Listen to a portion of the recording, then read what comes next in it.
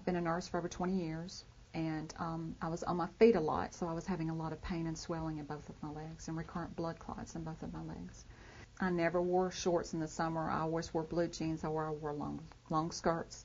I was always in support hose, always in surgical support hose.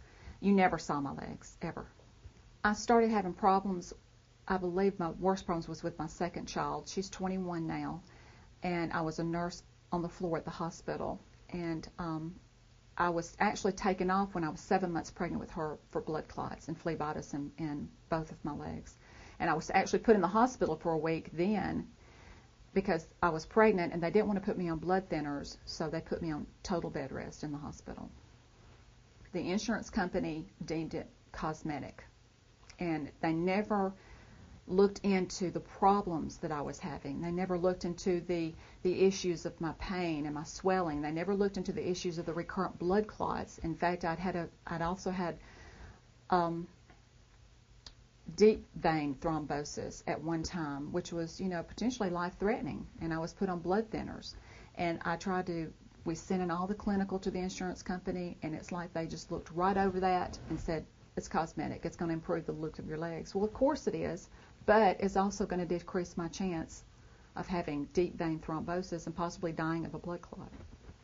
On my initial evaluation when I came into Dr. Kingsley's office, he took pictures of my legs. They did an ultrasound to both of my legs, which showed that I actually did have venous insufficiency to both of my legs. My circulation in my legs was just very inadequate, and the blood was pooling in my veins, causing the recurrent blood clots and causing the pain and causing the swelling. And then he also explained to me that over time that the veins would start breaking down and causing ulcers. And he told all this to the insurance company and made them realize that she has a medically necessary problem that needs to be fixed.